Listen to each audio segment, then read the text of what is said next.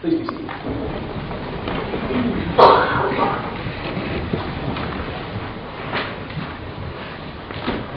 So I'm going to show you something. We don't get to talk about this very much in the church, and it's not easy to do when wearing a stole. So I'm going to. Can you carry this for me?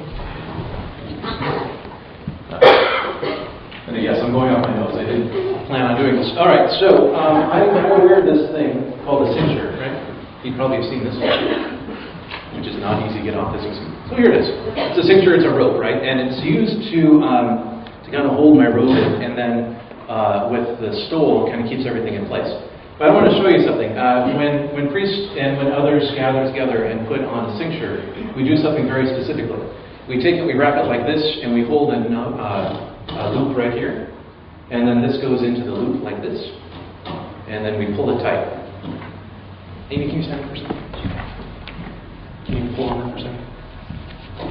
Anybody want to know why we do this?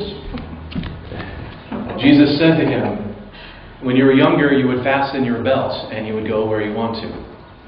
When you become old, you will stretch out your hands. Someone else will pull the belt around you and take you where you wish not to go.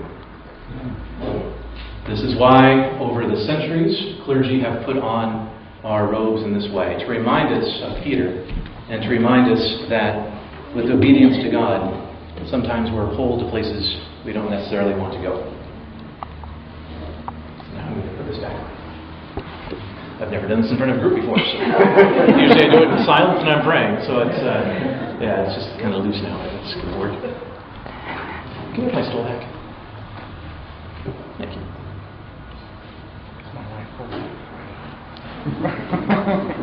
You're heckling the priest. So, as I get dressed, when I say that Jesus is Lord, and this is me personally, when I say that Jesus is Lord, and when I talk about the Trinity in the name of the Father, and of the Son, and of the Holy Spirit, when I say that, I don't mean that Jesus acts like God. When I say that Jesus is Lord, I'm not saying that Jesus acts like God. What I'm saying is that God acts like Jesus. When I'm saying that Jesus is Lord, I'm saying that God acts like Jesus. So with that in mind, let me get back to my notes. I want to talk about the nature of God that is revealed through Jesus. Since I believe that God acts like Jesus, we can learn a lot about the nature of God by watching what Jesus does. Jesus told us that He is the Good Shepherd. I don't know how many of you tend sheep. I don't, I never have. Actually, there are a couple of you who do tend sheep. Okay, maybe one of us tends sheep. But we all have parents.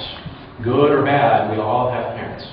And I think that the way that we can look at God nowadays is God as the good parent. That through God's parenting of us, we can learn a lot about God's nature.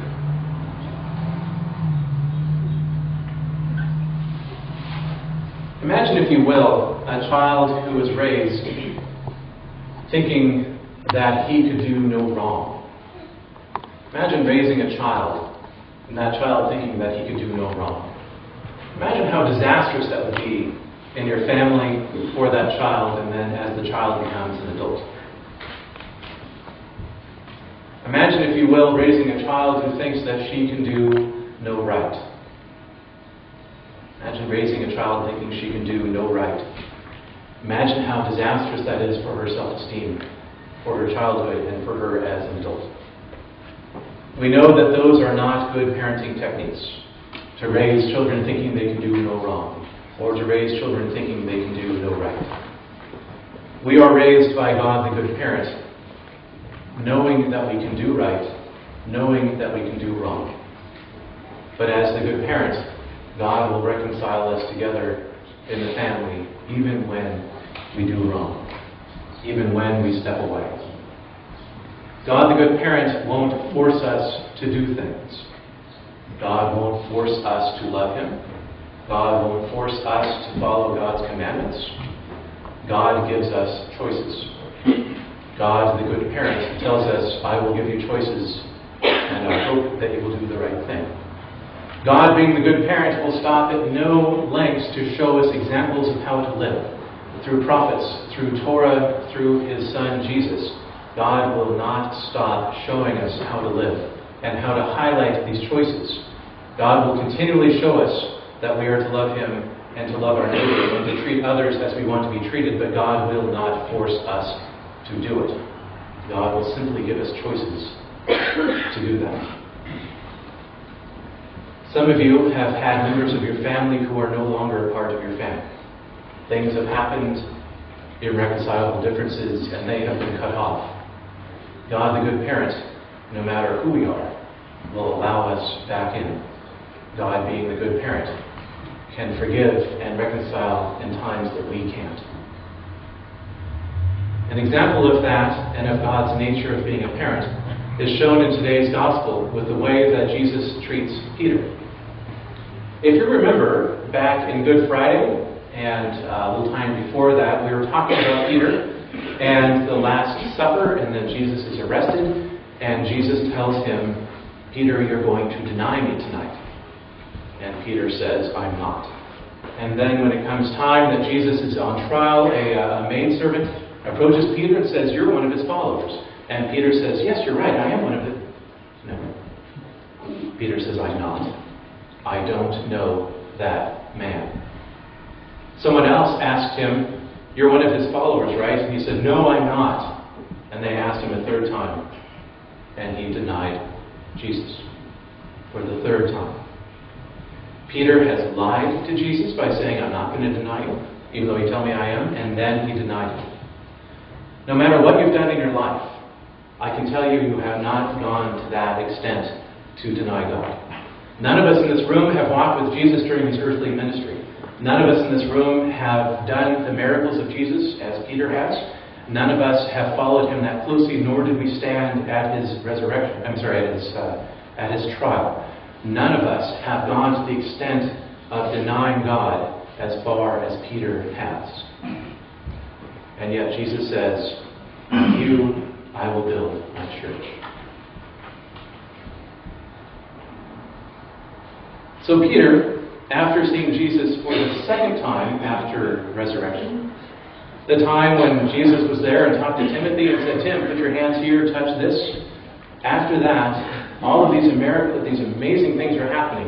Peter is sitting around with the rest of the disciples. He says, well, let's go out and let's start missionizing. No. They sit around and Peter says, well, I'm going to go fishing.